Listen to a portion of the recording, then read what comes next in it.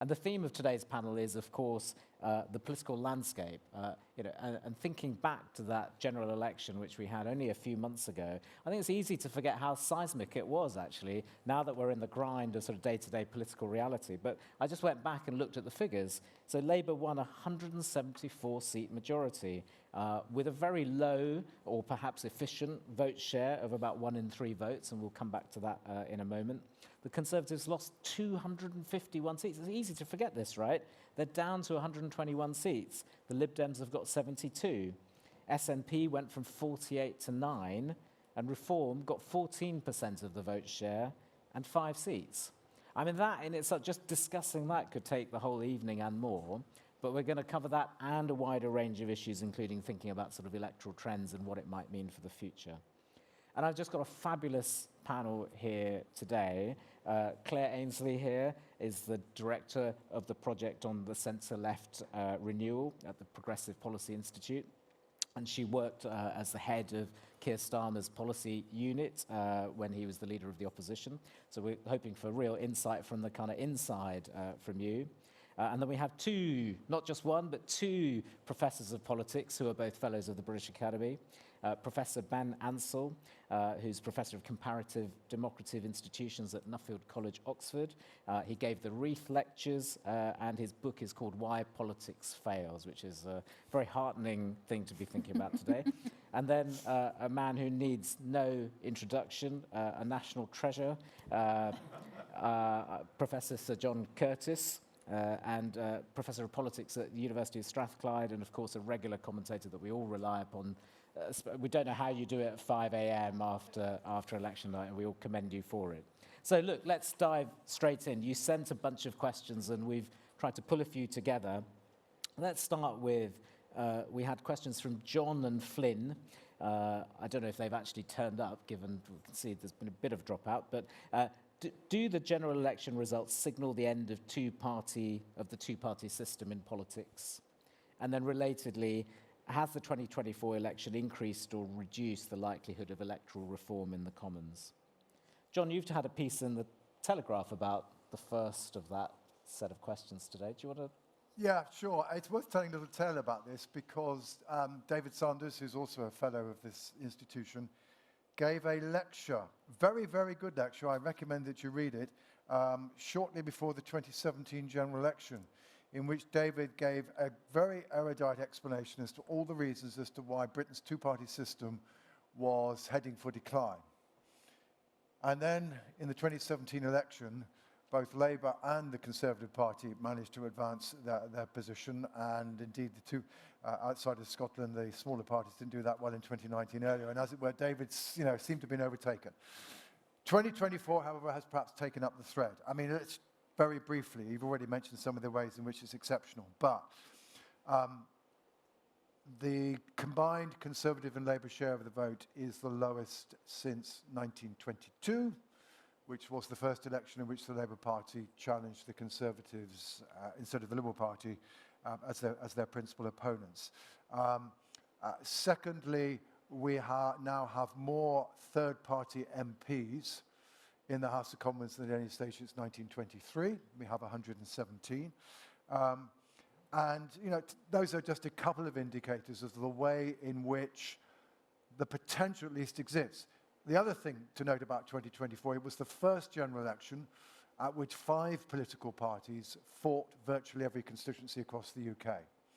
And I think what one can take away from this, we can speculate endlessly, but insofar as perhaps the Labour government now faces a very substantial policy challenge, which it may not succeed in meeting in the eyes of the public, we have a Conservative Party that has clearly suffered very severe reputational damage as a result of what happened between 2019 and 2024.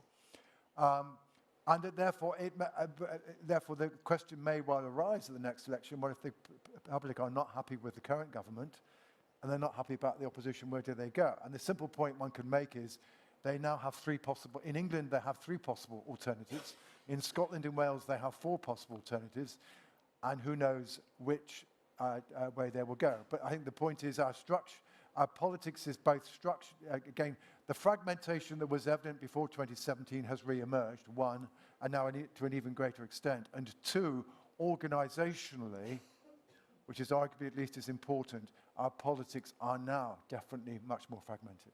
Thank you. Claire, how does that seem from your perspective? Yeah, I mean, I think you can hold both of those things to be true, that Labour won this like extraordinary majority.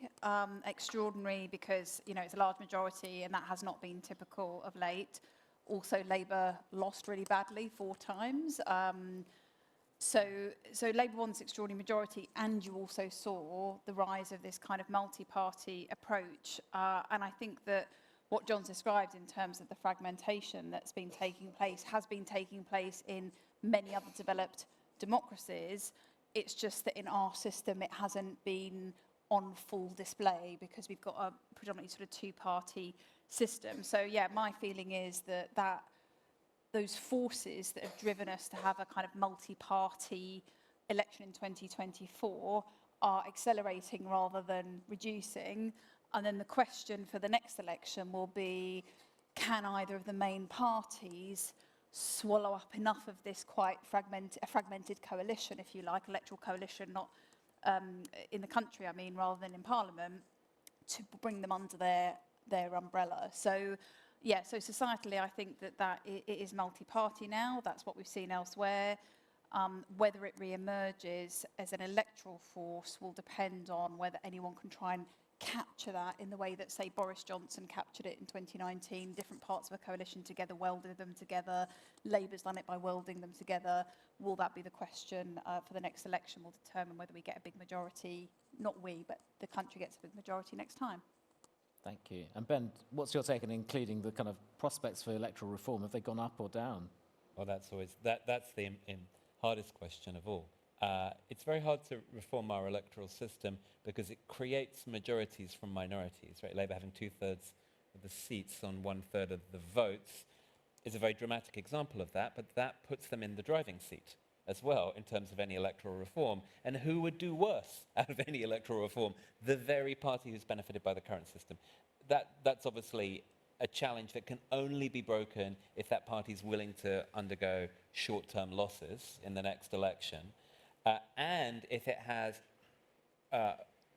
counterparts who are for electoral reform as well. There's always been a group in the Labour Party who have been interested in electoral reform, whether it's good for Labour or not. I think that's substantially less true for the Conservative Party. There's an irony in that, which is that if you look at when proportional electoral systems were introduced in other European countries, they were largely introduced by centre-right parties who were worried about socialists. They were worried that the socialists would represent the working class, who were a natural majority, and so if you didn't have PR, you'd never be back in power again. That's emphatically not how the Conservative Party operate in terms of their views about PR. Now, Reform, I think, are interested, claim to be interested in PR, certainly would have benefited a great deal. The Liberal Democrats, of course, traditionally, the great proponents of PR have, of course, benefited not benefited from our system, but figured out how to use our system to end up with almost exactly the same number of seats they would have got under a proportional system, which is very, very funny that they managed to achieve that. But I think really it seems hard for me to imagine a major electoral reform that one of Britain's 2 long-standing parties absolutely categorically opposes, particularly while the other one, who's the only party that would be able to do it, would lose out too. Then you'd have to have a group who are against and a group who are going to lose. So I think that's what blocks you. But Ben, the realpolitik of this is it will only happen if and when we have another hung parliament, during the course of which either the incumbent Prime Minister or the aspirant Prime Minister is faced with the choice between not doing a deal or facing the electorate and potentially losing. And we know what happened in 2010. David Cameron did the deal because he faced a choice between either becoming Prime Minister or losing the leadership of the Conservative Party. Now, in his case, in the case of the Liberal Democrats, it didn't work, A, because actually it wasn't really a choice. It was 2 majoritarian systems. And B, by the time the referendum happened, the Liberal Democrats were already deeply unpopular. I think the lesson that anybody who's trying to push for it next time is, 1, you don't only say that the government allows the referendum, they have to campaign for it, all right? and you also need to make sure that you've got proportional representation on the ballot paper. I mean, the truth is we had a lot of discussion about the possibility of this happening in that period between Boris Johnson's and Partygate, but before the Liz Truss fiscal event, when we were looking at the prospect of a hung parliament. And there was a lot of debate going on about possible scenarios. The Labour Party saying we'll just put a King's Speech down and we'll dare them to vote us down. But again, I mean, the parliament you need to look at to understand the potential dynamics is the parliament of 1974 to 1979, in the middle of which the Labour Party lost its overall majority. The Conservative Party put down a vote of no confidence at a time when the government was way behind in the opinion polls, and lo and behold, we had the Lib-Lab Pact. All right. So the point is, whatever the two parties will say, that's when the deal will potentially be done. Not least because the other thing you have to remember is the person who will do the deal. Sure, he may do something that in the long run is not in his party's interest, but in the short run will be in his or her interest. Very helpful, thank you. We touched a little bit on the efficient vote share for Labour. And Claire, do you want to say a bit more about how that looked from your perspective? Yes, there was obviously a lot of discussion in the immediate aftermath of July's election about what was kind of termed the efficiency of Labour's vote share, i.e., or efficiency of Labour's vote, because the share proportional to the majority they got in the country was much lower. And I felt that efficiency kind of got described as if it was almost some sort of almost mathematical quirk. And actually it was something that was really quite important, that Labour had taken a decision, and I would grant you there were lots of consequences of the election that weren't strategic choices, but the big strategic choice Labour made was to target the voters in the particular constituencies that it needed to. And I'll give you a real example of this, that I joined the team in April 2020 when Keir was elected leader after Jeremy Corbyn. And we actually went and levelled in the polls quite quickly, sort of in the first 6 months or so. And then our analysts then showed us what was actually going on, because we obviously faced a difficult set of elections the following May. And it was very clear that we were piling up votes in urban areas, in cities, and our vote was static at best in all the bigger parts of the country. We needed to win the shires, the blue-collar areas. You know, we had as a party these sort of descriptors. And it became very clear to us that we needed to go much further towards what I would call like working class voters, but sort of ordinary people in towns and suburbs who just felt like politics wasn't speaking for them and had been captured more by Boris Johnson, but were becoming a little bit disillusioned, or certainly were by sort of 21, 22. So we did change tack at that point. We were sort of tentative, and we went a bit more full in 2021 towards those voters. But that's what I mean by efficiency wasn't a quirk that the Labour Party on the morning went, oh, isn't that funny that we won all these places? There were a few like that, but on the whole, it was because we knew we had to stop going after these big urban areas where we were just piling up our vote and go into towns and suburbs. So this thing about vote efficiency was because we were being very targeted, and we were moving during the campaign as well. We were moving activists around to where we knew we would win, and that was, I would say, a good thing, because it meant we won in the towns and suburbs of England, Scotland and Wales, rather than if you did it just proportionally and you racked up votes in certain places and you never spoke for rural areas. So there was, I just think there's a strategic choice behind some of what happened, and obviously there were lots of consequences that Labour wouldn't have wanted and didn't intend, and some that they didn't plan for. But on the whole, it was a result of understanding how you win elections, and I think actually was slightly better for democracy as a result. But that's only half the story, Claire. You've also got to look at what happened to your opponents, the Conservative Party.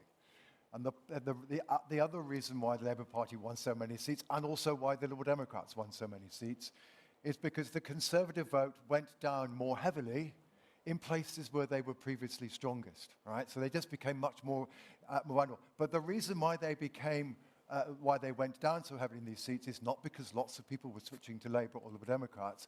We have to remember that the principal destination of 2019 Conservative voters who did not vote Conservative again was Reform. Reform picked up twice as many votes from the Conservative Party as you did. And I think one of the things that both Labour and Liberal Democrat activists need to acknowledge and understand is that, yes, sure, that in both cases they concentrated their efforts in places where they could profit from Conservatives' misfortune, but they were profiting from misfortune that in many respects was helped by Nigel Farage and Reform. And that I know is uncomfortable for both parties to acknowledge, but it is also an important part of what happened in this election.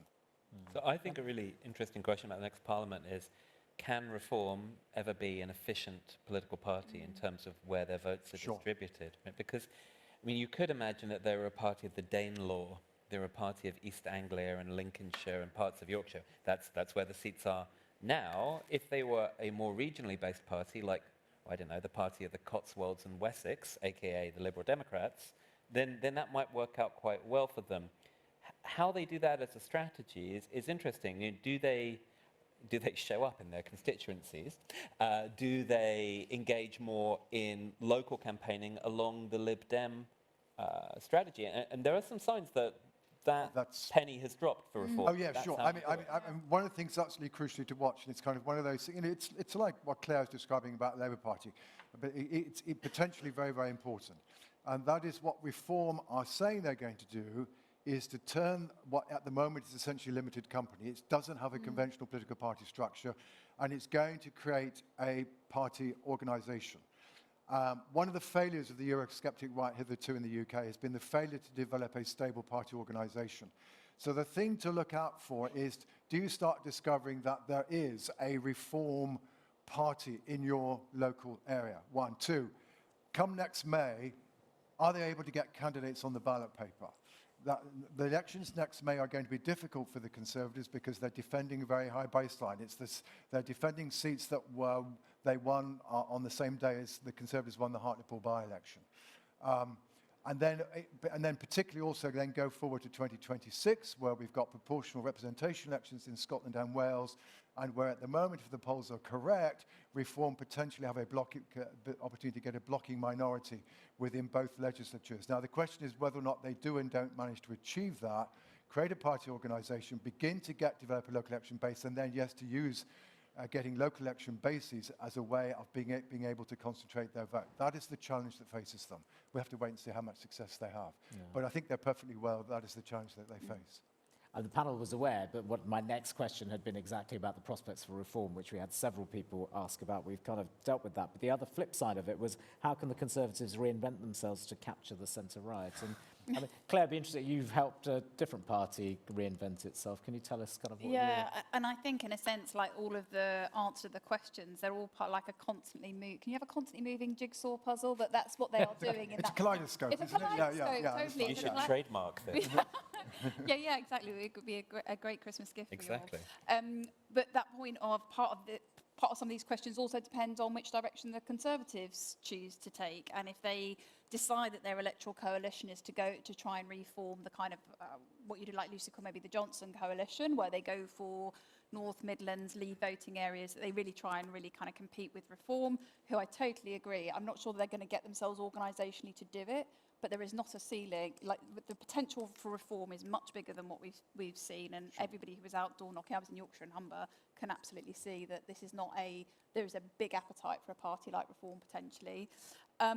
So part of it does depend on what the Conservatives do, but then if they then really try and eat into that vote, how much do they then lose in their kind of southeast? That's exactly the kind of dilemmas that they'll be having as a party. And like we went and as Labour, we made a choice. We made a choice to literally target what we called our hero voters, but those sort of ones of perhaps more precarious financially. And we knew that we would pick up some more what you might call like liberal Tories who didn't like where the Tories were going. And Badenoch and Co have to make a decision about that. So yeah, if you're advising them, like I would say, go to the centre-right rather than the right, because ultimately you then lose a chunk, which is a bigger sort of mainstay. But there are lots of possibilities for Reform. I mean, could Farage defect? There's lots of questions. You know, there's lots of questions that basically one variable changes over there and it sends the others in a spin, and you kind of, as one of the larger parties, sort of have to have your strategy based on the electoral politics as you see it, that you are going to win on. And Scotland, of course, was a huge part of Labour's equation, but we could not have predicted what then happened to the SNP I now forget No. when Nicola Sturgeon resigned, but, you know, Yeah, exactly. you can have a strategy and then that yeah. happens, and then you Yeah. go, Sure. well, we're looking at now many more seats in Scotland than we were. And what I we mean- don't look, sorry, go on. what we don't know is what it will look like when reform ever have to govern. We do know that with the SNP, right? And it worked out well for them a while, and then the costs of governing hit them. With the Liberal Democrats, well, they really experienced the cost of governing between 2010 and 2015, but they do have a reputation at the local level, which they've had for a very long time, about local councillors who care about not building X, Y, and Z here. And, you know, they're very effective at that kind of local NIMBY campaigning that's, I don't think, hurt them winning lots of seats this time. Reform, we haven't had a moment, really, where we've seen reforming government in control of a council, in control of a metro mayoralty, certainly not in coalition at Westminster. So a party of protest is what they are in many ways, but they, at some point, to live Nigel's dream, they have to become a party of government. And that will be an interesting test case, right? Maybe they can govern by attacking everybody else, but presumably that won't work indefinitely.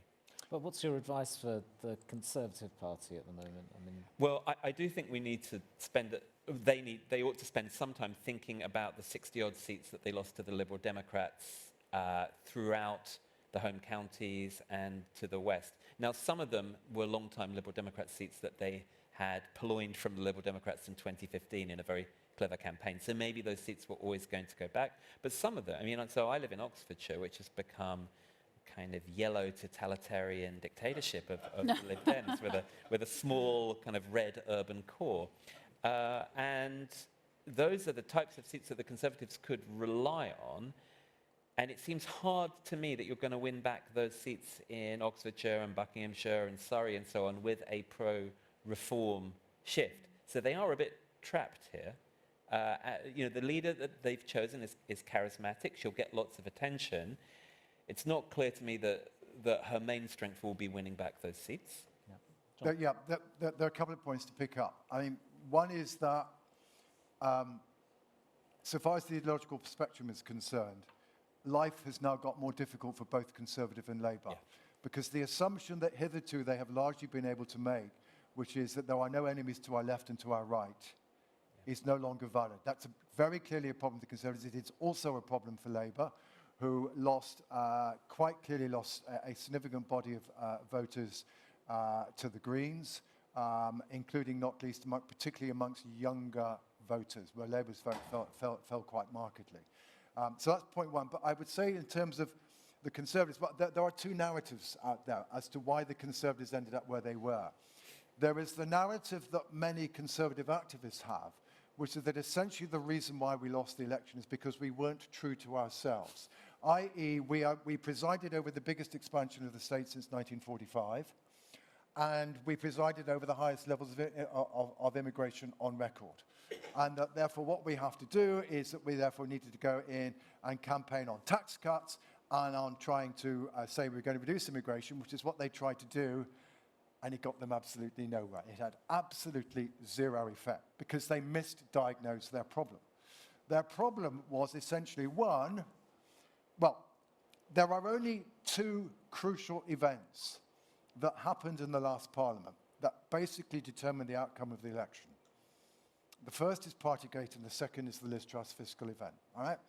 The Conservative Party lost 6 points within 6 weeks of the first stories about the more liberal interpretation of the COVID regulations in 10 Downing Street than anywhere else in the country. And they then lost another 6 points in 6 weeks in the wake of the market crisis that followed the Liz Truss fiscal event. And basically, the big message from the public in the election was, we don't want the Tories. And they just chose a whole variety of ways we've been talking about in order to express that. But their essential problem, therefore, was one, are these guys honest? And two, are these guys competent?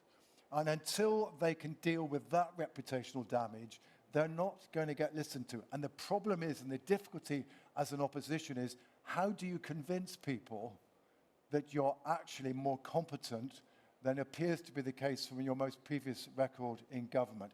And, you know, the Labour Party faced that problem after 1979.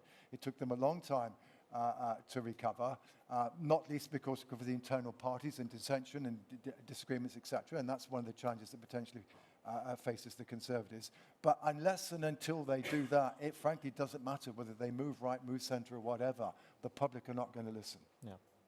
We'll go to the last question that you'd submitted in advance, which was, how does the panel see the US election impacting on the UK political landscape? Ben? Well, as somebody who, last time we were on this stage, announced that it seemed likely that Harris would win, you definitely shouldn't turn to me. But nonetheless, with that failed prediction aside,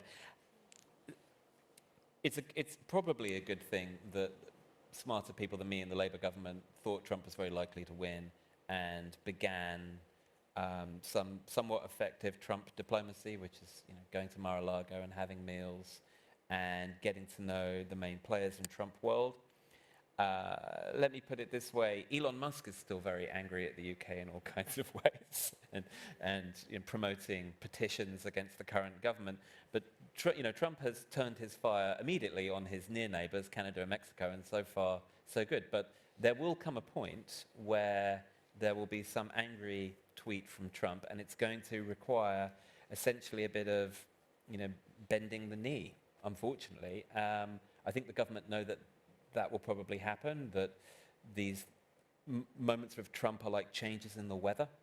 They're breezes that pass through, and that oftentimes saying nice things to him ends the story. But it's going to, for all of us, right? We're never going to know what's going to happen. There's a great comedy sketch about Trump being like a horse that's got loose in a hospital.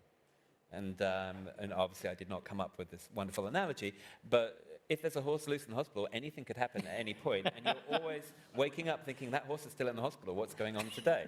And that is we will be in horse-watching mode probably for 4 years. Yeah. It sounds like a good serial, actually, that one could be putting on there. Anyway, this is season 2 of The Horse in Hospital. Exactly. I think we've got to be clear that Trump 2025 is going to be different to his first term. Like, he's clearly much more organised. He's got a much clearer policy programme and political programme. He's got appointments that are the full MAGA, so there is no room for people who might, go quite quickly. If they do, it will because of the combustible nature of the relationship, not necessarily because of the actual political disagreement. So we need to be prepared for that the international order, I think, is changing around us anyway, and I think this brings it to a particular point. I think what happens internationally in terms of Ukraine is going to be absolutely central for us. I think what happens on trade will be the other implication, and the truth is we don't know how it's going to affect British businesses because we're not the subjects of it today. We might be another time, but also it might just not have that amount of logic to it. It might be just that it's a dispute that Trump's having over here with somebody else completely, and our businesses suffer or gain potentially as a result. It's that random, folks, and it's sort of getting ahead of some of that. I think the Labour government have been right to try and have better relationships, but they're going to have to be prepared to find areas where they can work together on to try and create some kind of dependency and lines of dialogue with each other, because it's not going to be on the basis of we're nice chaps and we're going to have a good discussion and we're aligned. It is transactional, it's business, and that is just a new reality that we're going to have to face. I've just come back from Washington. The Democrats do not have a shared analysis of why they lost.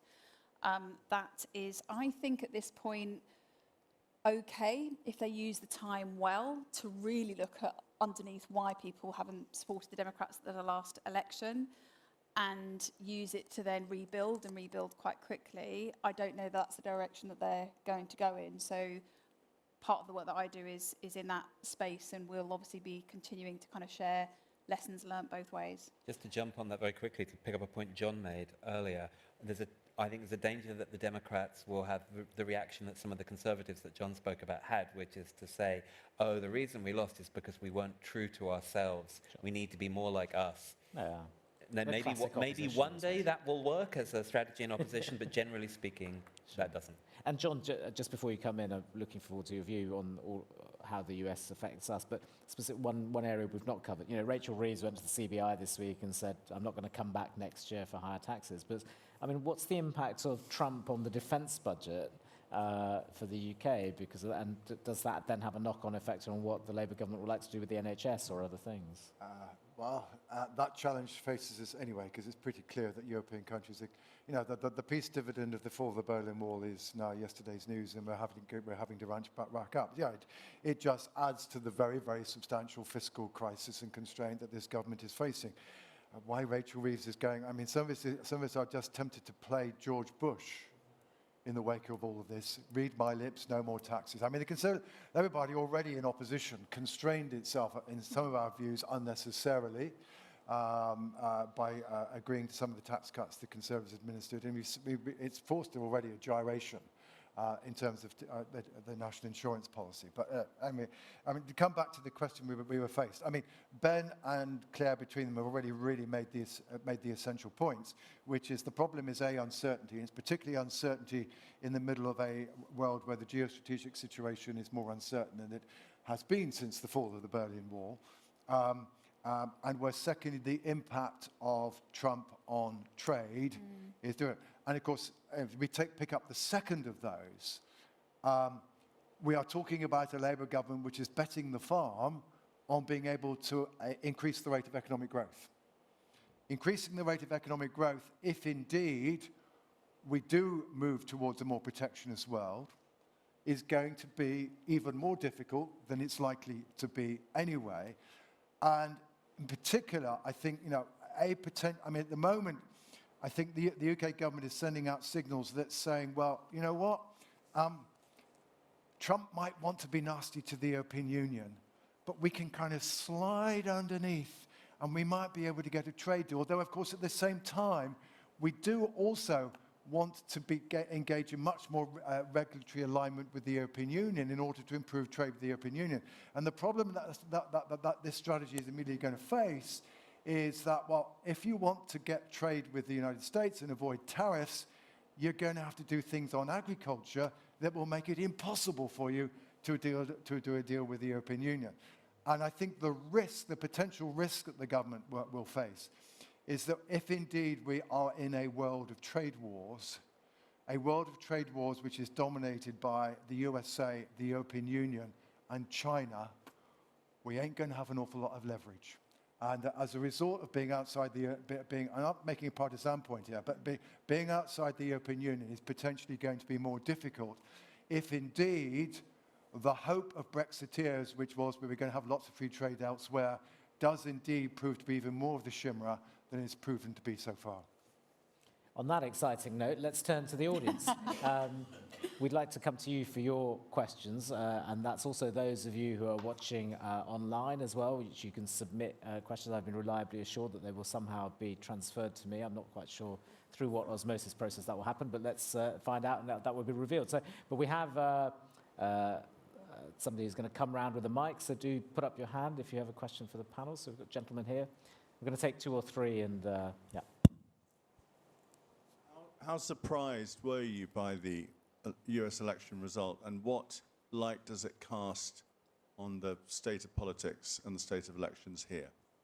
Great, thank you. And then we've got the lady next to you and then the person behind. So do a little cluster. Hi. My question's about mayoral combined authorities and sort of the proposals for devolution and how you think that might affect the political parties on like a national scale and whether they are prepared for that. And obviously we've got a large number of Labour mayors at the moment, and how that's going to influence, if they all end up working together, how that's going to affect Starmer, and sort of, I guess, your thoughts on that and the impact nationally. Brilliant. And then just behind you. We've recently seen, with the impact of Joe Rogan, the rise of the podcast presidency. How much do we think that the rise of the petition prime minister might impact politics domestically? Very good. So are there any, I won't take any more from here, but anything coming online? Nothing online so far. So right, let's go back to you. So we've got What surprised you about the US election, and what might that tell us about the kind of broader Ben landscape? was really surprised by I that. was. weren't you, Ben? I've already had John, though, rake me over the coals for an hour about that failed prediction of mine.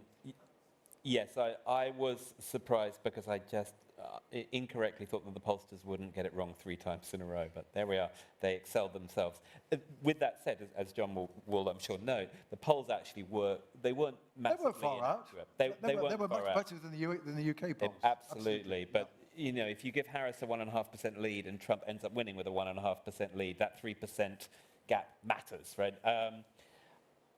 In retrospect, this was all, you know, the US election was clearly decided by Joe Biden not making a decision after the midterms to stand down.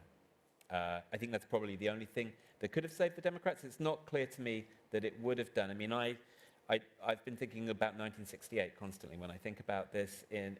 What would have saved the Democrats in 1968? Maybe it was just too late. It didn't matter if Robert F. Kennedy hadn't been assassinated, or if Eugene McCarthy had magically become a candidate, and it didn't matter for Humphrey either. All of these candidates were doomed to fail and to be replaced by somebody who'd picked up a discontent with the Democrats that was much more widely shared than the Democrats thought was out there. And look, everybody lost elections this year. The Democrats actually performed quite well compared to the average incumbent, but it's also a highly polarized country where it's very hard to get less than 47% of the vote. I do think there is a degree to which the Democrats have lost the pulse of the swing voter in the US, but I think people felt like that in 2004, where the Democrats were in total dismay that they'd lost in 2000. Then Bush had actually picked up seats in the 2002 midterms. Then he'd won a Republican majority for the first time since 1988 of the vote. And then a few years later, we ended up with 2006 and Republicans crashing in the midterms, and then the only quasi-landslide that we've had since the 1980s of Obama. So there's still things to play for. But right now, they're going to need to think about where does their Obama come from? And Claire, you've been thinking about trust in this context. Do you want to say something about that as well as your wider? Yeah, so I wasn't surprised by the result, and that came from some research that I've been doing over the summer, and it was clear when you got 70% of undecided voters were saying that the US was going in the wrong direction. It was going to be really hard for Harris, I think, to claw back from there. I think she did improve the picture from where Biden was, and I agree with Ben really that I think the problem was Biden not doing what he said he was going to do, which was he was going to be one term and then transition on. It was just so late. It left her really, really little time. I think, you can pick at there's things that she could have done in the campaign differently, but I think some of it was fairly baked in by that point. And I spent some time in the Midwestern America in September, and just picked up just people are just don't credit the national government or their federal government with the performance of the US economy, which from our standpoint, we would love to have the kind of performance that they've had. They don't feel it in their pockets around the kitchen table. Prices have been going up. They don't feel better off for it, and they want change. So there were issues around immigration, some of the kind of what you call identity politics issues came up in a big way. But the biggest was that they are not feeling like anyone's speaking for them. They are voters who want change. That it's not just this discontented white working class in the old industrial areas anymore. The Democrats are losing Hispanic voters, Black American voters. It's a real problem for the Democrats and young people. So, we were speaking to voters, swing voters who didn't love Trump. They wanted to hear what Harris had to say, but they want change, and he absolutely represents change for them. So the Democrats, I worry, we were saying to them, don't lose 4 times like we did before you hear this message. You've got out of sync with where the mainstream voters are, and you need to pull your party back, because otherwise you're going to have a 2010, a 2015, a 2017, and then you're going to hit rock bottom in your 2019, and they potentially have got MAGA has got a long road ahead of it, Which potentially. is exactly what the Democrats did after 1968, where they had Carter briefly because of Watergate, and then it took till 1992 for them to reform. They don't want to do that. And just to connect the question on trust with the question about kind of metro mayoralties and combined authorities, this point about people just not believing national politicians, is not confined to the US, like this distrust of people who seem really far away from them. Who they were more connected to was who were in their locality, and mayors aren't quite, in your local shops, but they are much more recognisable, potentially, if they up their profile, they're potentially much more recognisable. So I think there is an opportunity for Labour to use their new big parliamentary cohort to be much more recognisable faces of politics, because the problem I think we've got is that people just don't feel that the national politicians represent them at all. And therefore, I hope rather than the Metro mayors kind of just waiting for power to be devolved, I hope we see a much more bottom-up approach where people demand more to come down to them, because I think we're in a real problem with people just not believing national politicians. And the way I think we can bridge some of that is by using some of the local representatives that we've got and are in some ways better known. Powerful point. John, what would you like to come in on any of Well, this? let me just pick up the mayoral combined authorities first of all. It's a bit erudite, but it's one of Labour's great fortunes that all the important mayoralties were elected in May of this year. So there isn't another election until 2028. So if they can manage to engineer themselves to be in a situation to win an election in the spring of 2028, then they don't face the risk that all of a sudden a lot of these are going to fall into the hands of the Conservative Party. That does, however, suggest that in terms of politics, creating lots of new ones in the course of the next couple of years may not be the cleverest of moves, because you may well, particularly given that some of the areas that we're talking about are much clearly a pro-Labour territory than the ones that where most of the ones are at the moment. These perhaps are the kinds of places where the Conservative Party could pick up and gain some publicity. So I think a little bit of caution there might be wise politically. I mean, on the petition, it's had a lovely lot of publicity. It's the third biggest petition yet, because the two previous ones were about the reversal of Brexit. They didn't get anywhere, and this one isn't going to get anywhere either. But it's provided a lovely way for the right-wing press to kind of talk about the difficulties of the Labour government. And certainly one of the things that is true,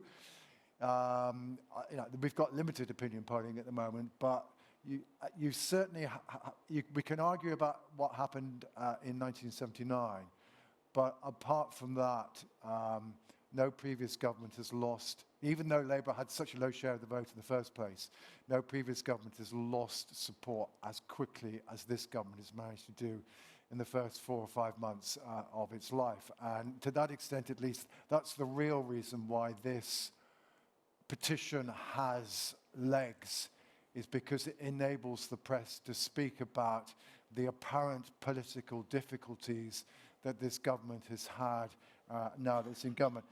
These two guys know much more about the US. I will simply say I wasn't surprised.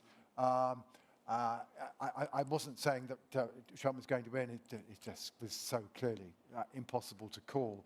But that certainly, I think two things were clear. One was that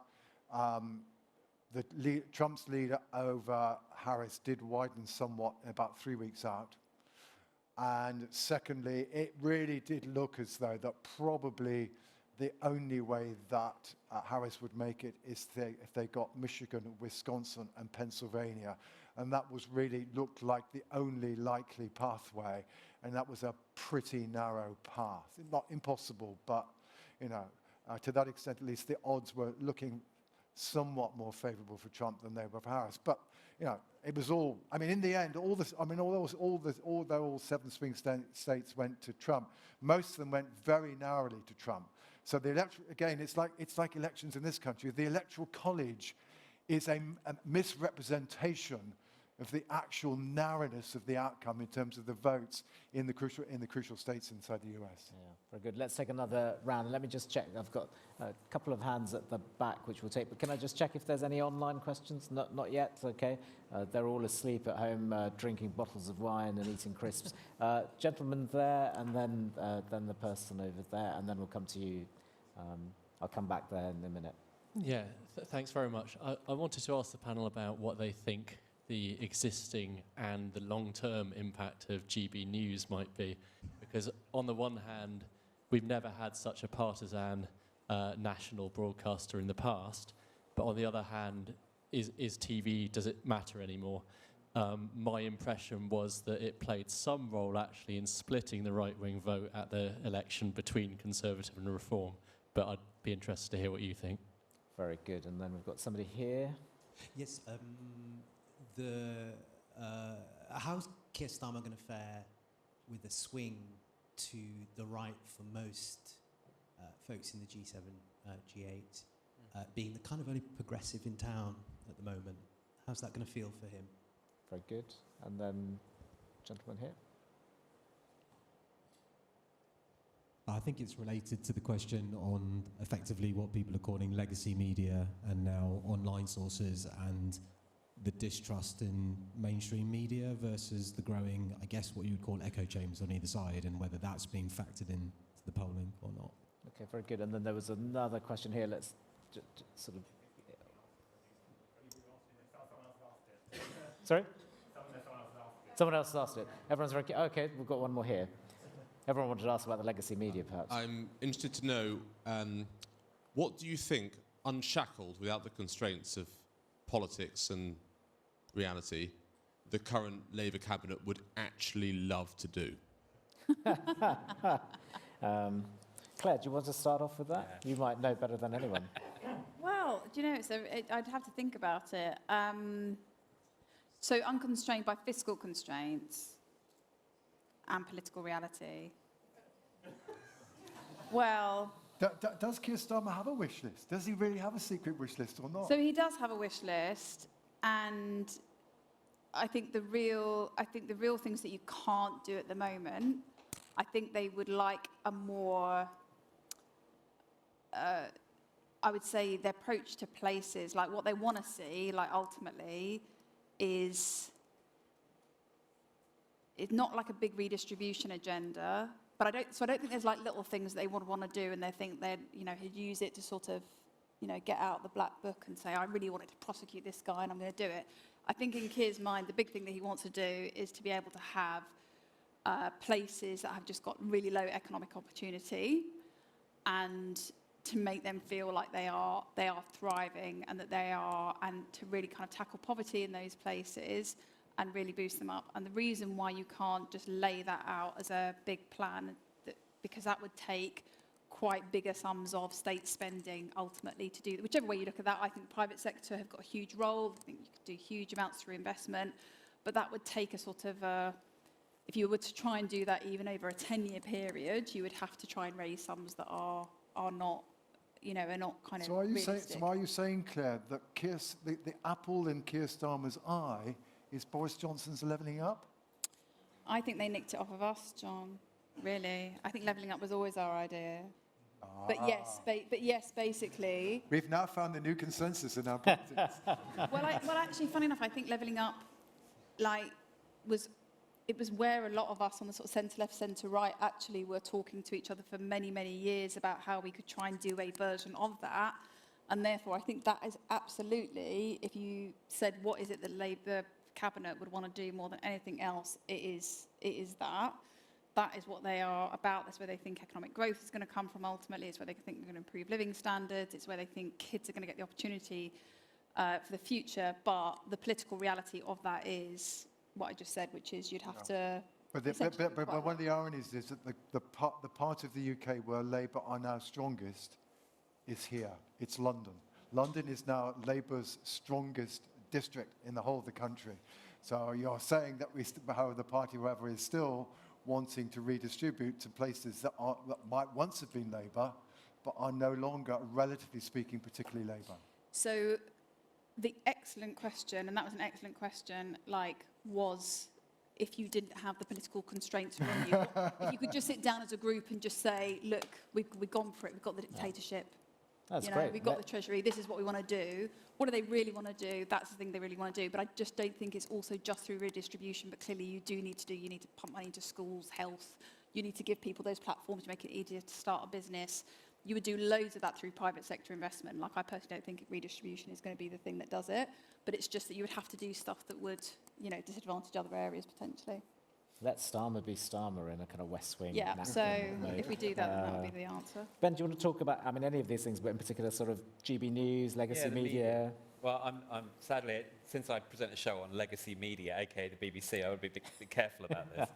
But I will say one nice thing about the BBC, what's nice for them, which is that the BBC's level of public trust is orders of magnitude higher than the levels of public trust for any media outlet in the United States. And so I think we want to be a bit careful about being America-brained, about looking at our own media. We actually have a pretty different media environment to the Americans, but of course we also consume lots of American media, and so when we see American media-like things, and GB News is an American media-like thing, we tend to think of it in their language. Oh, it's our Fox News. Well, Fox News is a behemoth. GB News is a like the Reform UK, it's a plucky little fighter.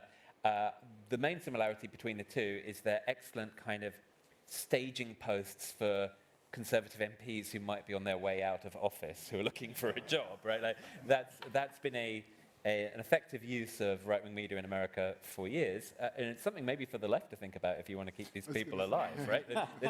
There's nothing wrong about doing this, but that's what the public like. I think, and to get to the question that the gentleman over there asked, though, it's easy for me to say, oh, look, actually, BBC, ITV, Sky News, all these things actually have really quite high levels of trust in international, so we don't have a problem. But it's not clear to me that younger people, I have an 18-year-old and a 14-year-old, they are not getting their news from the BBC.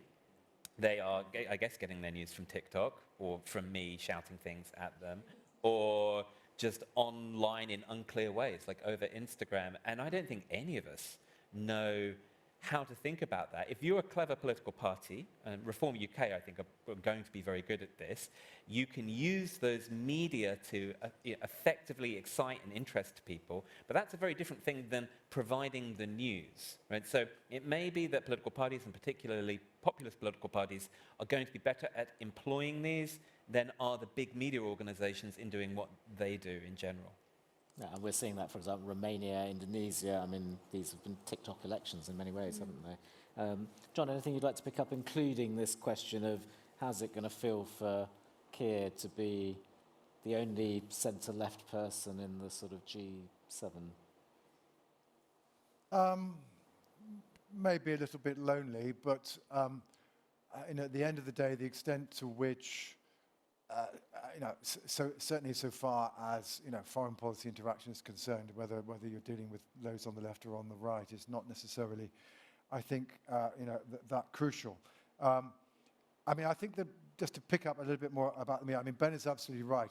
It's the age difference in the way in which people are consuming news, and recently the Trendy podcast I'm involved in, we had a guy from Reuters coming to talk. They've recently done a report.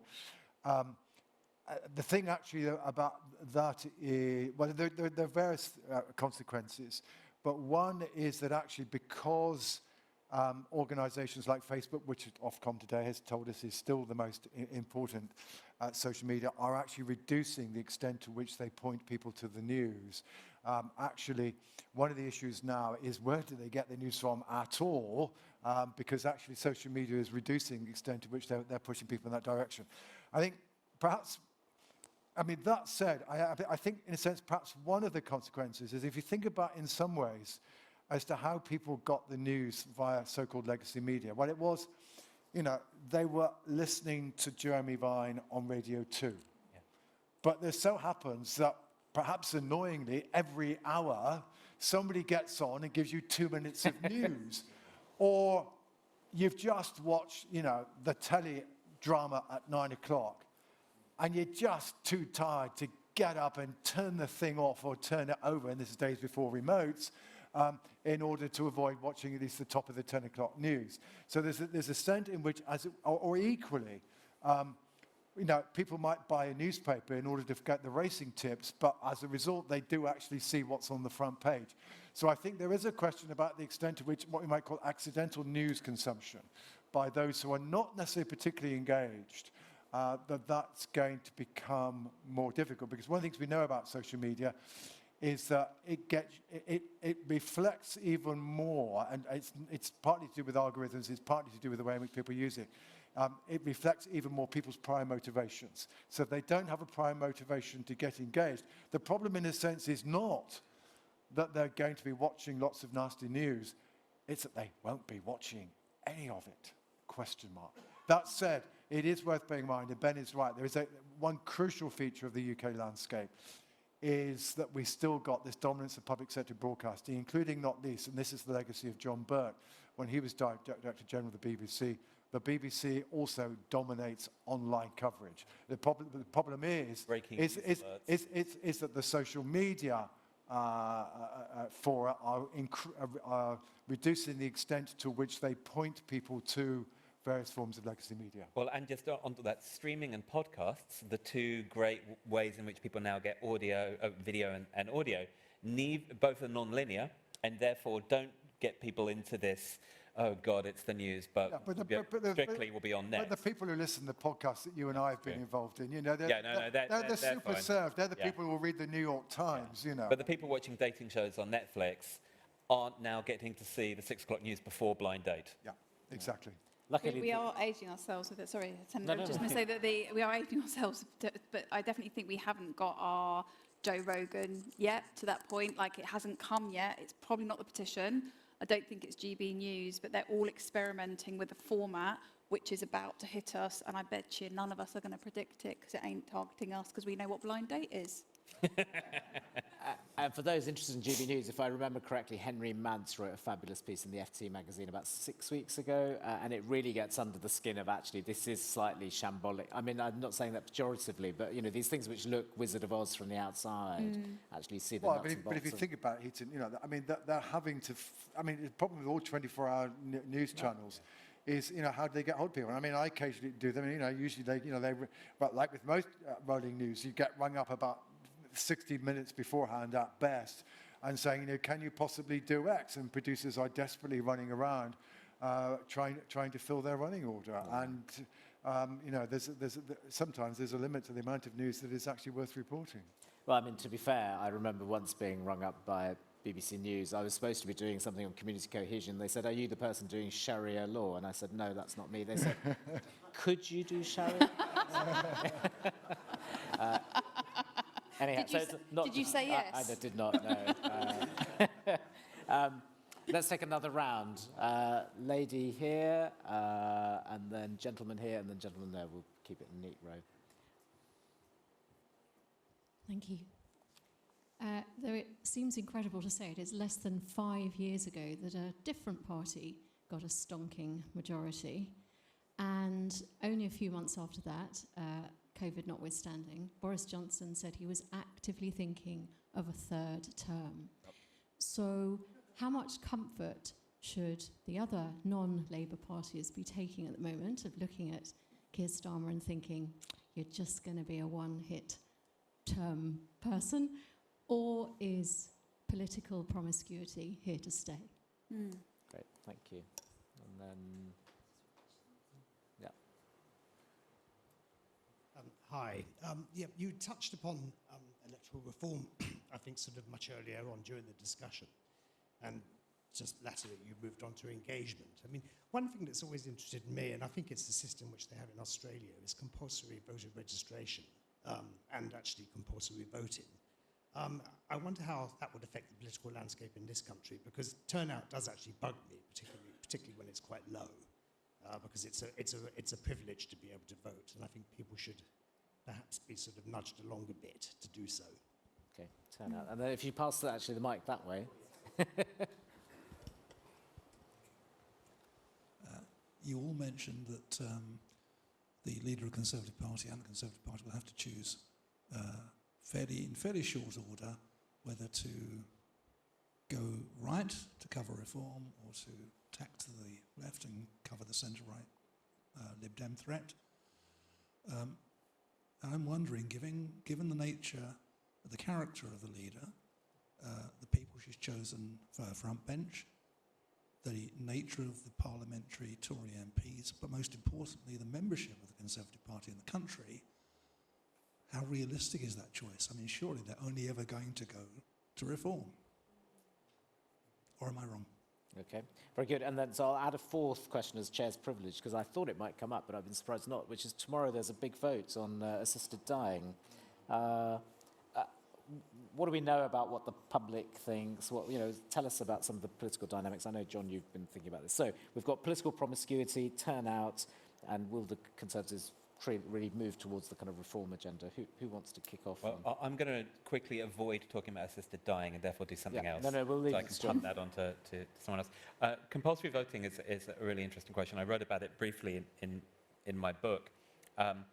So basically, one of two things tends to happen with compulsory voting.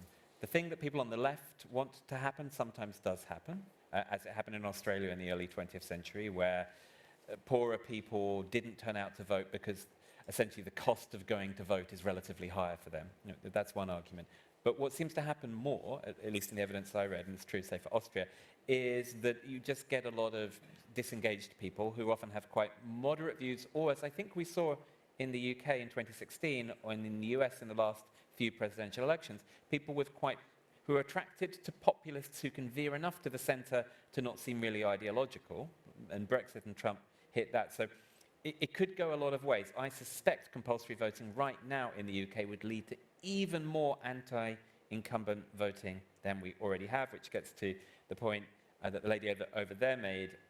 I think there is a recognition in the Labour Party, I mean, Claire will correct me if I'm wrong here, that they absolutely could lose a majority in the next election and maybe even lose control of 10 Downing Street, although the big difference, I suppose, with 2019 is the Conservatives did so badly in this last election and have so few seats compared to any historical average that it does take a lot to come back. Now, John can disagree with that in a second, but they've got even further to go.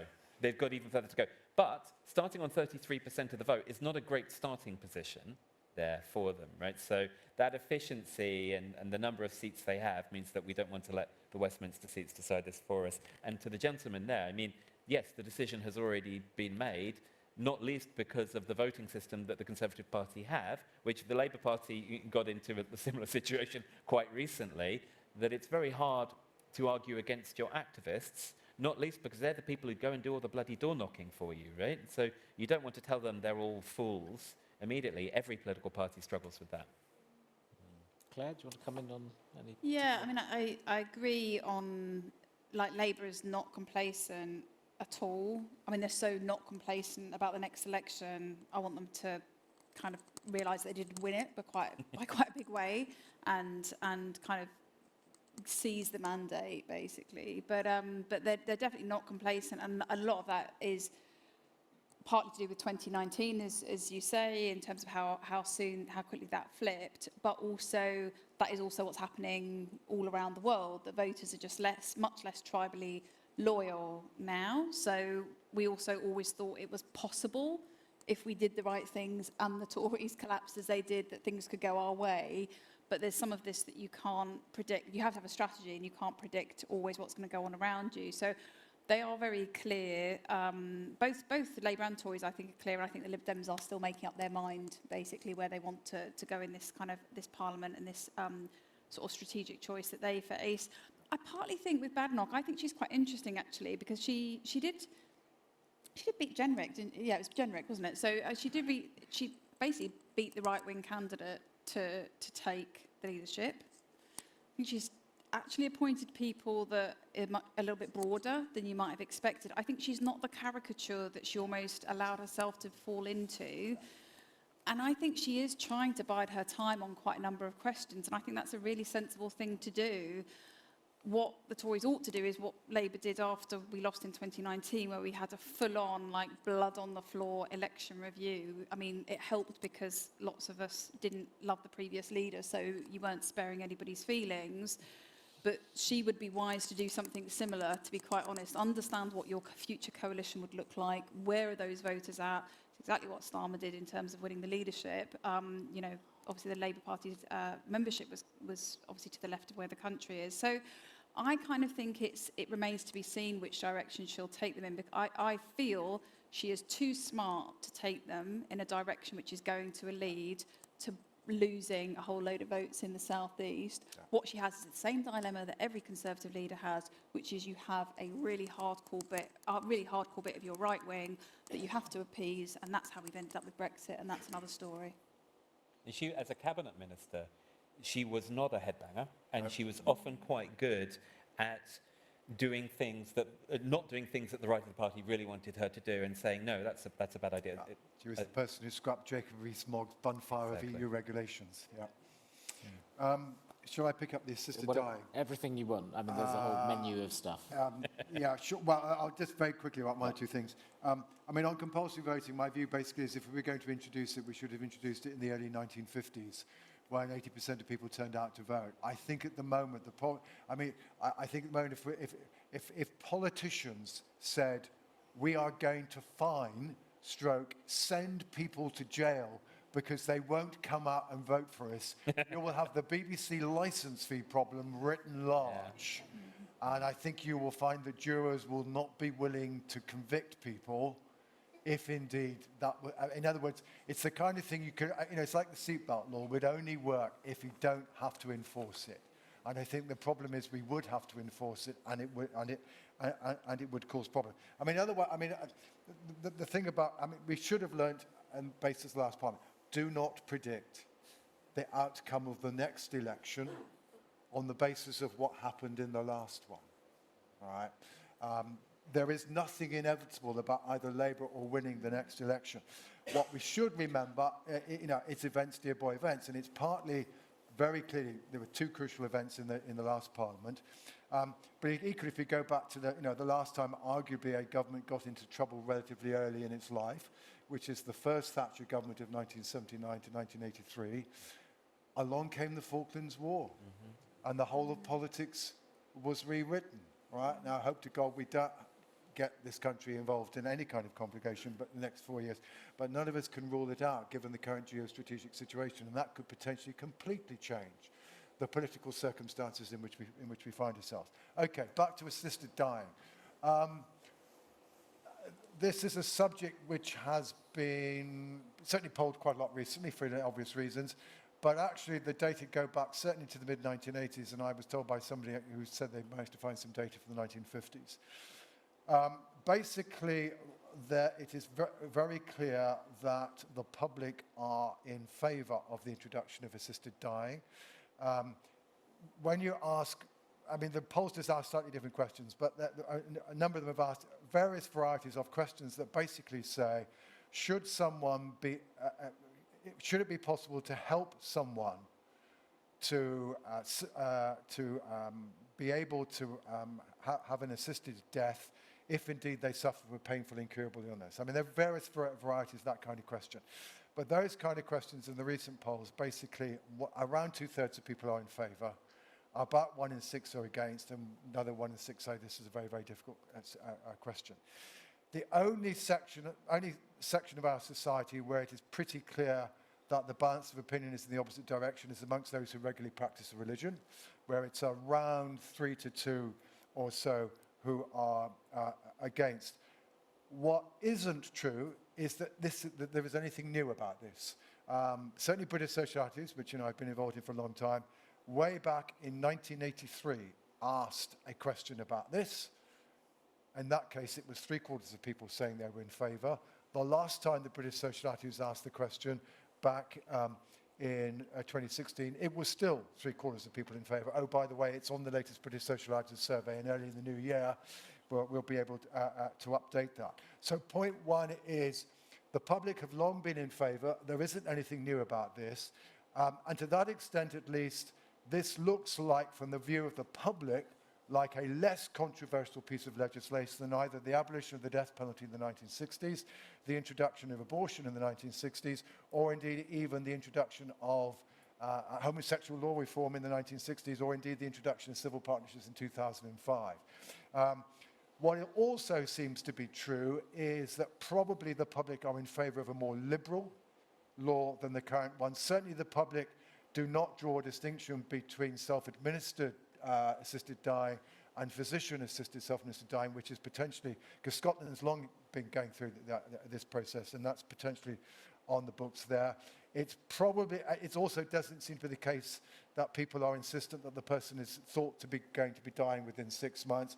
It's the painfulness and the incurableness of it that is the case. There are one or two areas where you do get into grey areas. So when you start asking people whether or not, if somebody's got dementia, but they've given a declaration while they were still mentally competent, should be able to, that gets to be more controversial. It's very clear that children are a no-no.